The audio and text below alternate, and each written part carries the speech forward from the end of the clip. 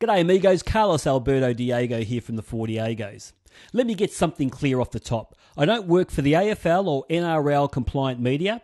I don't subscribe to the anti-football xenophobic rants of Neil Mitchell, and I'm not having an affair with Rebecca Wilson, however tempting that may be, Becky.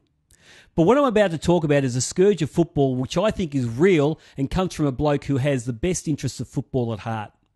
As a code, we need to once and for all stamp out antisocial behaviour of a small but hardcore group of fans from our game. It's not big, but it's ever present and we need to do something about it. And to say that I'm sick of it is an understatement. Sorry I've got to raise this right now, but for me, we need to do something about it, and I'm not waiting for a media beat-up to address it. On the weekend, Vinny Venezuela and I were walking to a Melbourne Heart Sydney FC game in Melbourne, along with a number of other Melbourne Heart fans, when we saw an ugly clash between Melbourne Heart fans and another supporter group that weren't wearing colours but were chanting Melbourne victory.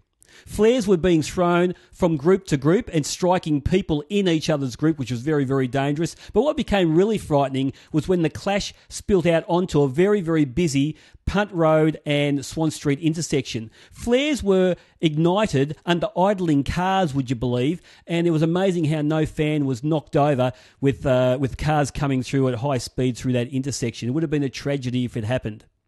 To put things in perspective, of the 100 or so people that were there at the incident, it was about 5 or 6 only fighting. But for those who witnessed it, it was very frightening and scary. The week before, there were reports at the Melbourne Heart Melbourne Victory youth game of flares being thrown and fans clashing with police. At a youth game, would you believe? The week before that, in Adelaide, post-Adelaide United versus Melbourne Victory, there was talk of fans clashing with police again and flares being thrown. How mainstream media didn't pick up on these stories is amazing. Becky must have been on leave. But I'm not putting my head in the sand any longer, and I'm asking you guys not to do it also. We need to do something about this. I'm calling on supporter groups to take photos of instigators of antisocial behaviour and pass the photos on to the police or authorities at the club. I'm asking clubs and stadium management to fine these culprits and these morons, these idiots, thousands and thousands of dollars for every act of misbehaviour, and also look at banning these people forever from their games.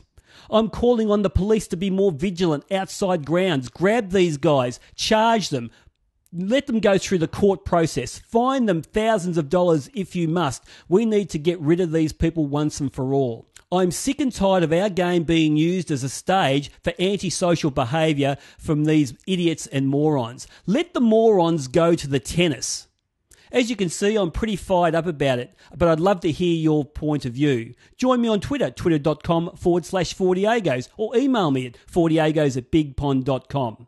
As a last word, we love this game. Let's protect it. Let's rid the game from these morons and these idiots forever.